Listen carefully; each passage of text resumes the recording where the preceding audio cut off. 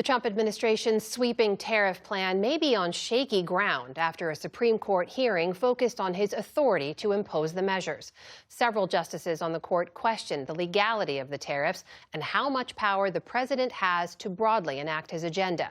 Here's Justice Neil Gorsuch with U.S. Solicitor General John Sauer. What would prohibit Congress from just abdicating all responsibility to regulate foreign commerce, for that matter, declare war, to the president? We don't contend that he could do that. If it did, why not? Well, because we're dealing with a statute, again, that has a whole... I'm not asking about the statute, General. I'm not asking about the statute. I'm asking for your theory of the Constitution. Meanwhile, attorney Neil Katyal is arguing for small businesses challenging the tariffs, said the case was about more than the president's agenda.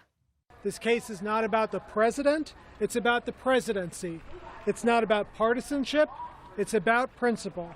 And above all, it's about upholding the majestic separation of powers laced into our Constitution that is the foundation for our government. The case will have major implications for the global economy and the limits of future presidents' power. For more on this, I'm joined by the NewsHour's Supreme Court analyst, that is Amy Howe of SCOTUS Blog. Good to see you. Good to see you, too. So before we jump into what happened today, what exactly is the question before the Supreme Court on this case? So the question at the center of the case is the president's power to enact these sweeping tariffs. And the president relies on a 1977 law called the International Emergency Economic Powers Act, the somewhat unwieldy acronym IEEPA. And the challengers say that that law simply does not give him the authority that he's claiming.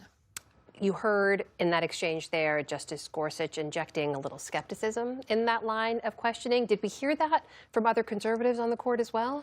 We did. We heard from Chief Justice John Roberts, for example, told the Solicitor General John Sauer that perhaps the major questions doctrine, which is the idea that if Congress wants to give the power to make decisions of vast economic and political significance, it needs to say so clearly. And he suggested that the president's tariffs might run afoul of that doctrine. And it's interesting because this was a doctrine on which the Supreme Court relied to strike down several Biden-era policies, like the student loan debt relief program, the COVID-era more restriction on evictions, one of the vaccine mandates for COVID-19.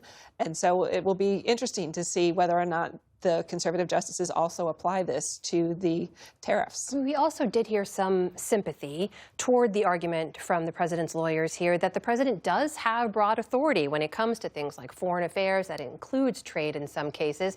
Does any of this give us any indication of how this case will go?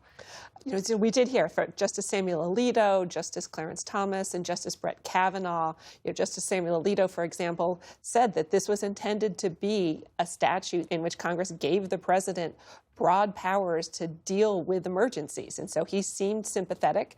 And so I think it will be a close vote. And you know, certainly when the U.S. Court of Appeals for the Federal Circuit heard this case, the lower court, it divided 7-4. It did not necessarily divide on ideological lines. The dissent in that case was written by a judge who was an Obama appointee. So it certainly seemed like Justice Gorsuch was skeptical of the Trump's tariffs, and this one, too, might not divide on ideological lines. There's clearly a lot at stake. We know the Treasury Secretary, Scott Bessent, the Commerce Secretary, Howard Lutnick, were both at the hearing today. We saw President Trump himself last night post online that this was a life or death case in terms of the country.